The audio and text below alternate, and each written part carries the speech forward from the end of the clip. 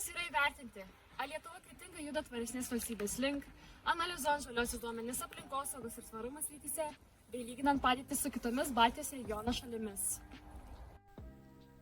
Lietuvoje nuo 2008 iki 2022 metų atliekų susidarymo mastai sumažėjo apytiksliai 60,8%, o nors komunalinių atliekų skaičius gyventojų kilo, nuo 2020 metų yra matomas šio rodiklio mažėjimas. Lyginant visas Baltijos regiono šalis, tvarumo tendencijos didžiausią įtaką apsipirkimai turėjo Lietuvos gyventojams, kadangi net 71% pirkėjų rinkosi ekologiškesnes prekes 2023 metais. Šiltnamio efektą sukeliančių dujų kiekis pramonėje iki 30 metų turėtų sumažėti 21% lyginant su 2021 metais. Ir nors transporte, žemės bei namų ūkiuose šis lygis trečiojo dešimtmečio pabaigoje išliks aukštas, prognozuojama, kad jis palaipsniui mažės.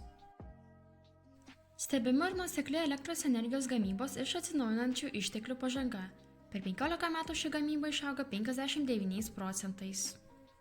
Šiandien miškai Lietuvoje užima net 33,9% visos šalies teritorijos, 60% daugiau nei 2014 metais. O kokie neigiami aspektai? Dabar pažvelkime giliau. 2023 metų rodikliai rodo didelį nepasitikėjimą tvarumo komunikacija Lietuvoje. Tai pripažino 35% apklaustųjų.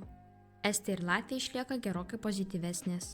Nors tvarumo tema išlieka aktuali, ją su artimaisiais aptariančių žmonių skaičius mažėja, tačiau 2023 metais Lietuva vis dar pirmavo Baltijos šalių regione.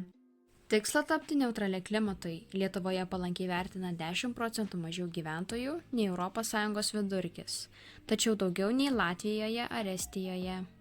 Nors per 11 metų Lietuvoje buvo įgyvendinta tik 18 stambių aplinkosaugos projektų, jie tikslingai prisidėjo prie tvarumo puoselėjimo. Atlikta analizė leidžia teigti, kad Lietuvoje plečiasi aplinkosaugos ir tvarumo iniciatyvos. Nors iššūkių dar esama, bendros tendencijos rodo stabilų progresą, o lyginant su Latvija ir Estija, Lietuva kai kuriuose srityse net pirmauja, todėl šalis tikrai tampa tvaresnė. O čia tai filmas.